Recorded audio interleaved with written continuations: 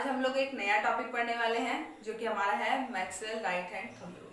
ठीक है, सबसे पहले कि राइट हैंड थंब रूल किन किन चीजों में यूज हो सकता है। तो सबसे पहले हमारा स्ट्रेट कंडक्टर में यूज होगा, दूसरा लूप में यूज हो सकता है और तीसरा सॉलिनॉइड में होगा। ठीक है, अब क्या है कि ये जो थंब रूल है, आखिर ये थंब रूल है क्या, ये देख लेते हैं पहले।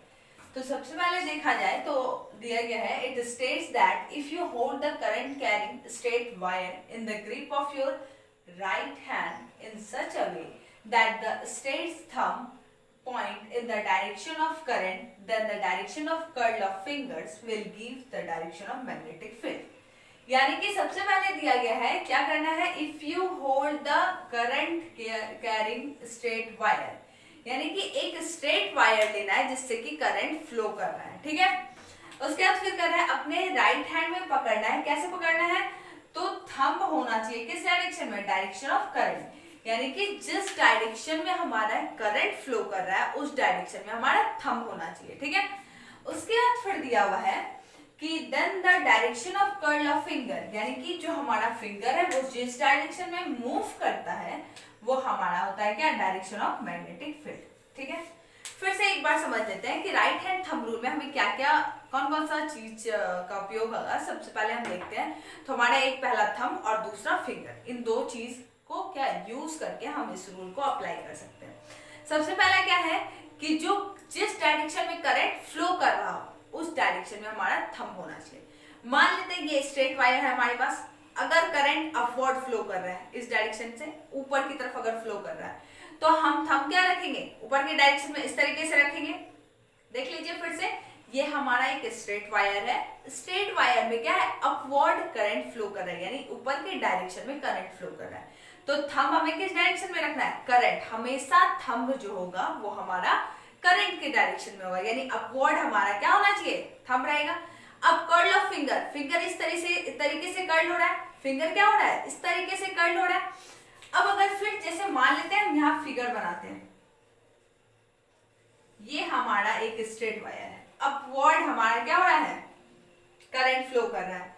अब अगर देखा जाए मैग्नेटिक फील्ड को, तो ये अगर मेरा क्या है, वायर है, करंट इस डायरेक्शन से ऊपर की फ्लो कर रहा है। अब कर्ल ऑफ फिंगर, फिंगर इस तरीके से कर्ल हो रहा है, तो हमारा मैग्नेटिक फील्ड लाइन क्या होगा, इस डायरेक्शन में होगा, ऐसे होगा। अब अगर ऐसे लिया जाए तो ये हमारा क्या होता है, एंटी क्लॉकवाइज, यानी कि अगर अपवर्ड हमारा है करंट तो हमारा क्या होगा, जो मैग्नेटिक फील्ड लाइन होगा वो एंटी क्लॉकवाइज होगा। अब फिर से हम देखते हैं कि अगर डाउनवर्ड होता है, डाउनवर्ड होता है तो सबसे पहले ये मान लेते हैं वायर है, डाउनवर्ड यानी कि नीचे की तरफ इस तरीके से होगा, इस तरीके से, यानी थंब वाला इस तरीके से होगा, डाउनवर्ड करंट क्योंकि नीचे की तरफ है तो थंब हमारा नीचे की तरफ, कर्ल हो रहा है इस तरीके से, कर्ल कैसे हो रहा है, इस तरीके से। यानी कि फिर से अगर फिगर को देखा जाए, फिगर को अगर देखा जाए, चलिए थोड़ा बड़ा में देख लेते हैं, यानी कि ये हमारा वायर है, ठीक है, डाउनवर्ड करंट फ्लो कर रहा है, तो हमें बताना है कि मैग्नेटिक फील्ड किस तरीके से क्या होगा, किस डायरेक्शन में जाएगा। डाउनवर्ड है तो सबसे पहले देख लेते हैं क्या, डाउनवर्ड हमारा थंब क्या होना चाहिए, करंट अगर डाउनवर्ड है तो हमारा थंब क्या होगा, डाउनवर्ड होगा। डाउनवर्ड कर लिए, कर्ल ऑफ फिंगर इस तरीके से, यानी कि ये अंदर की तरफ से ऐसे अंदर की तरफ जाएगा और बाहर निकलेगा, यानी कि इस डायरेक्शन से ऐसे फ्लो करेगा। ठीक है, अब अगर देखा जाए तो नॉर्मली इस तरीके से अगर फ्लो कर रहा है तो वो क्या हुआ, क्लॉकवाइज, यानी कि अगर डाउनवर्ड करंट है तो हमारा क्या होगा, मैग्नेटिक फील्ड लाइंस क्लॉकवाइज होता है। और अगर क्या होता है, अपवर्ड अगर होता है तो हमारा मैग्नेटिक फील्ड लाइंस क्या होता है, अपवर्ड अगर होगा तो मैग्नेटिक फील्ड लाइंस हमारा क्या होगा, एंटी क्लॉकवाइज। ठीक है, क्लियर है। इसमें दो चीजों का उपयोग करना है, सबसे पहला राइट हैंड को लेंगे, राइट हैंड में दो चीज यूज करना है, सबसे पहला थंब और दूसरा क्या, फिंगर्स। क्या है उसके बाद फिंगर्स के बारे में, थंब क्या होता है, हमेशा जिस डायरेक्शन में करंट हो उसी डायरेक्शन में हमारा थंब होगा। अब करंट का अगर हमें दिशा पता है तो हमारा जिस तरीके से फिंगर कर्ल करता है वही हमारा क्या होगा, मैग्नेटिक फील्ड लाइंस होगा। ठीक है, चलिए अब देखते हैं,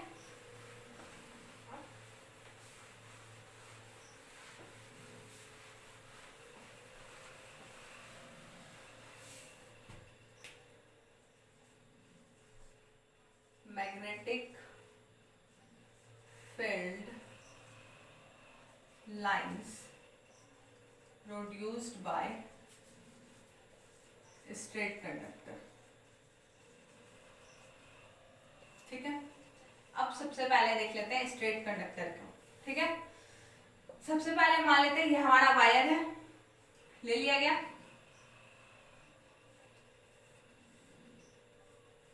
ठीक है,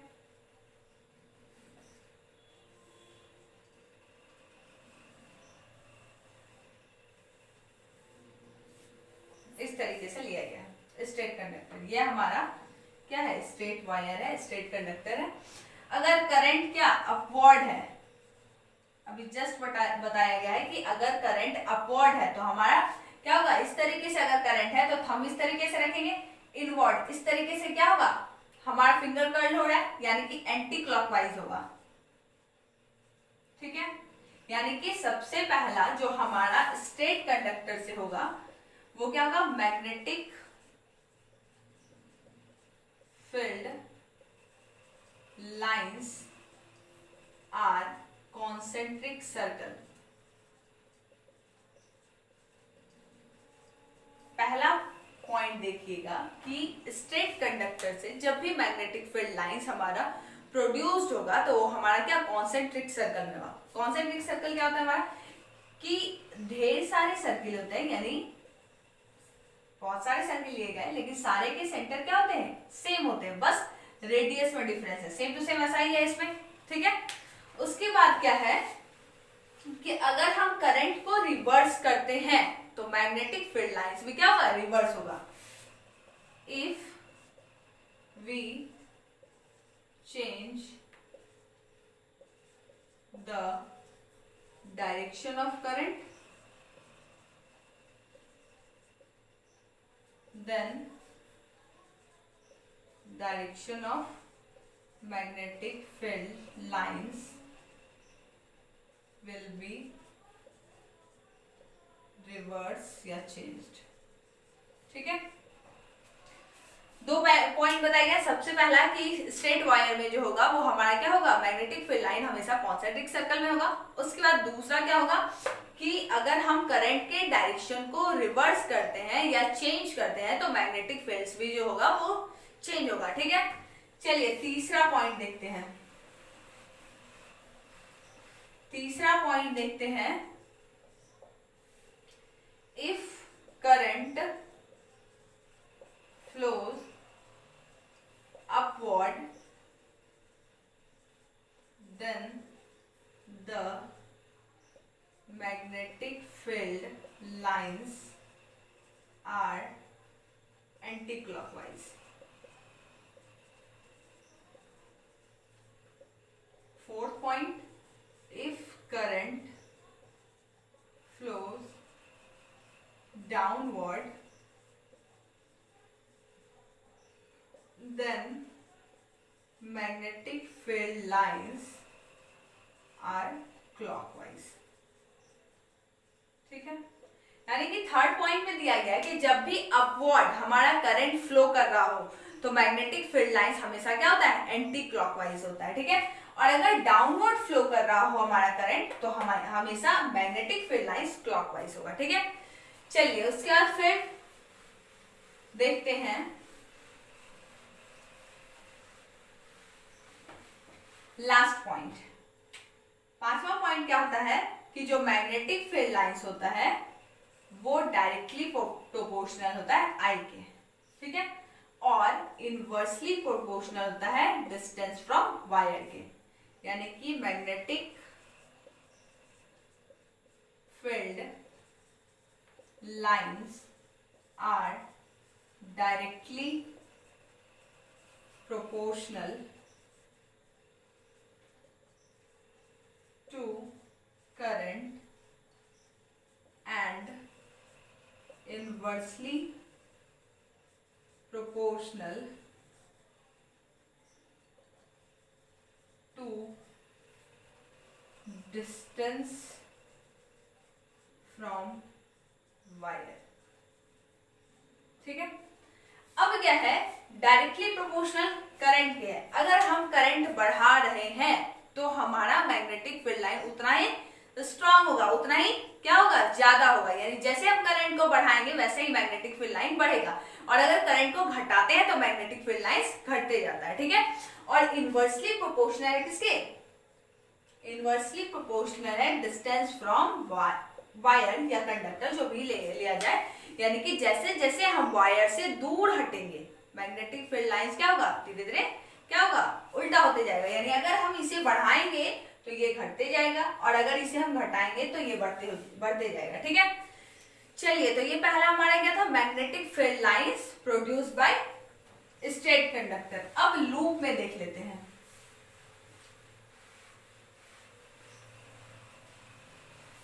लूप में अगर देखा जाए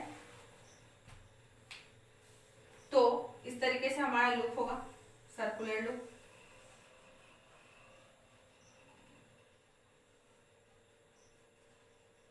इस तरीके से होगा। अब क्या करते हैं, सबसे पहले क्लॉकवाइज में अगर हम करंट फ्लो करा रहे हैं, यानी करंट यहां से गया, फिर इस तरीके से यहां यहां यहां आगे बढ़ते गया, ठीक है। फाइनली इस डायरेक्शन में आकर क्या हो गया, बाहर निकल गया, ठीक है। अब क्या है कि अगर हमारा क्लॉकवाइज चल रहा है करंट, तो सबसे पहले हम यहां से यहां तक इस डिस्टेंस की क्या निकालते हैं, मैग्नेटिक फील्ड लाइंस। अगर ये हमारा इस तरीके से है, देख लीजिए यहाँ करंट फ्लो कर रहा है, क्या अपवर्ड है, तो हमारा जो मैग्नेटिक फील्ड लाइंस होगा वो क्या होगा, नॉर्मली हम क्या इस तरीके से वायर को मान लेते हैं, पकड़ लेते हैं, ठीक है। तो कर्ल हो रहा है यहाँ इस तरीके से, यानी कि इनवर्ड से ऐसे बाहर निकलेगा। अगर लिया जाए तो ये इनवर्ड से क्या होगा, बाहर निकलेगा, ठीक है। आगे फिर क्या है, अगर इस डायरेक्शन में यहां से यहां तक का निकालते हैं, इसमें क्या था कि अगर करंट क्लॉकवाइज चल रहा है, यहां से यहां तक की दूरी के बीच का हम अगर मैग्नेटिक फील्ड लाइंस निकाल रहे हैं, तो वो हमारा क्या निकला, नॉर्मली इस तरीके से वायर को अगर पकड़े, इस तरीके से वायर को अगर पकड़े, थंब हमारा इस डायरेक्शन में है, करंट हमारा इस डायरेक्शन में है, तो करंट हो रहा है फिंगर इस तरीके से, यानी इनवर्ड जाएगा, इनवर्ड से आउटवर्ड आ रहा है। अब अगर इसका देखें तो इसमें क्या होगा, डाउनवर्ड है। डाउनवर्ड में अगर देखा जाए तो क्या होगा, इस तरीके से हम क्या करेंगे, थंब रखेंगे, कर्ल, फिर से क्या हो रहा है, अंदर से बाहर निकल रहा है, दिख रहा है। अगर हम इस तरीके से थंब रख रहे हैं तो ये वाला जो पॉइंट है, यहां से अंदर से क्या होगा, बाहर निकलेगा, हमारा क्या होगा, मैग्नेटिक फील्ड लाइंस। तो यहां पे अगर रखा जाए, मान लेते हैं इस डायरेक्शन से, तो अंदर से बाहर, यानी कि इस तरीके से वो बाहर निकलेगा, ठीक है। यानी कि अगर लिया जाए हमारा क्या होगा, करंट अगर हमारा क्लॉकवाइज है, तो जो मैग्नेटिक फील्ड लाइंस होगा वो हमारा क्या होगा, इनवर्ड होगा। क्लियर है। अब अगर लिया जाए, फिर से वैसे ही लेते हैं, इस तरीके से हमारा क्या होगा, लूप होगा। अब लिया जाए, अभी क्लॉकवाइज लेके चल रहे थे, अब लेके एंटी क्लॉकवाइज चलेंगे, यानी कि यहां से करंट अंदर गया, फिर इस तरीके से बाहर निकला,